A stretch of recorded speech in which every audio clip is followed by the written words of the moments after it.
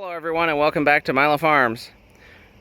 Well, we've got the 9N out and I wanted to do another video today talking about an interesting little conversion that we did on the tractor a few years ago. And it was called the Old Tractor Guy conversion. And what it does is it allows you to use a implement on the back and an implement on the front, such as the front end loader, and be able to use both at almost the same time without having to chain down your rear lift arms. So the first part of the conversion is you take the upper cover off. So all these bolts around here, you take the upper cover off. You reach in the holes on the side down here, the round hole, and you disconnect the two linkages that hook onto the valve down on the pump. Then that entire top cover comes off. Then once you have the cover off, right here on the inside is a very small hole that goes through this orifice you can see that's kind of bulged out here. You drill out that hole to put in a pipe plug. And what that does then, once you've reassembled it with a new gasket, you've plugged the tube that's inside that goes from here all the way up to here. So the oil can no longer go from the pump up to the top cover.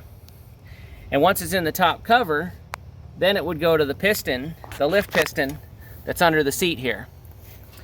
So then, to be able to get the oil, what you have to do is you get this attachment down here on the bottom, and I can't remember what the thread size is. I found this one at a tractor junkyard. It fits right in there. It is not a pipe thread, it is more of just a straight thread.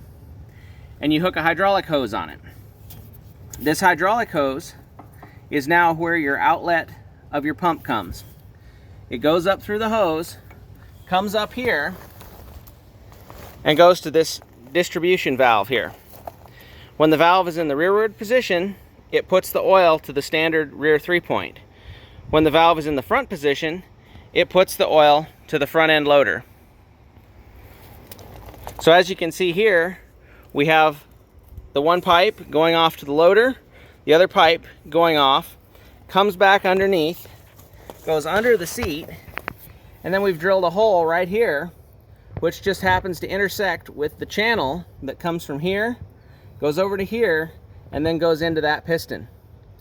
So basically you've blocked the tube off here, and now you have a separate section up here that's run by this hose, and then your original bottom section feeds into this hose, which is off the test port down there, goes up to your distribution valve. So let me go ahead and start this up.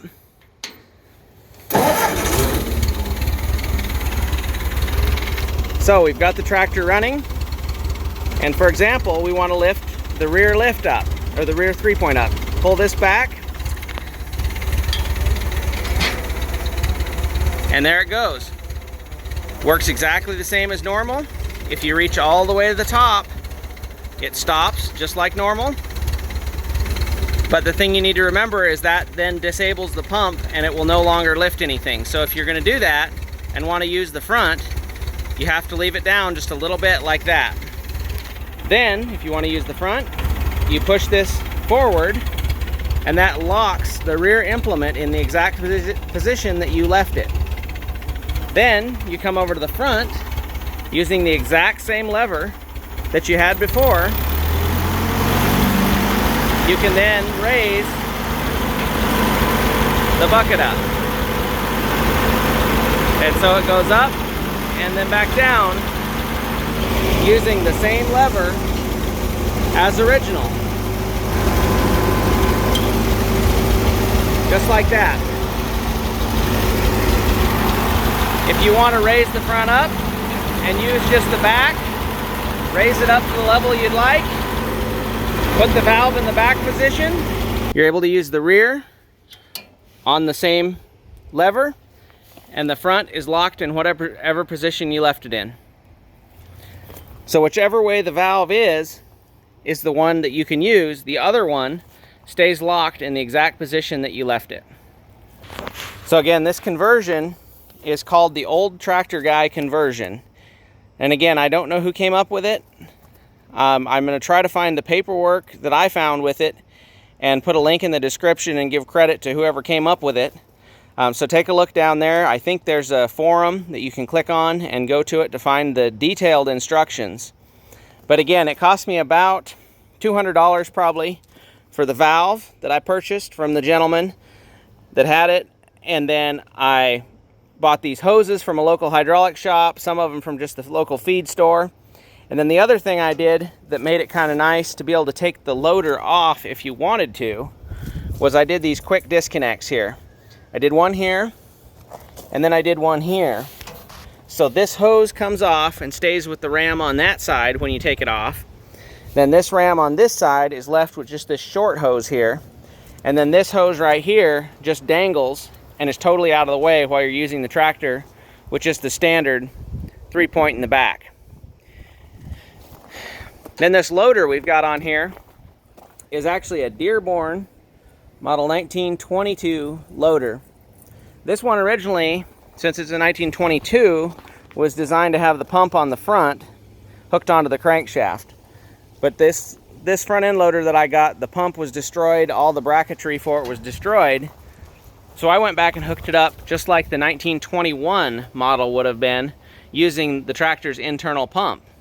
But by its design, it was designed to chain the lift arms in position to hold them, and you could not use the rear lift at the same time. But this works great because I can lift some implement up as a counterweight, lock it in position, then set this to the front end loader, and I can use it all day just like that. So hope everybody enjoyed the video. Please check out the description for the reference as to where I got the information and how you can do it yourself, and maybe where you can get the parts. But please like, comment, subscribe. Remember, you can't finish a project without getting started.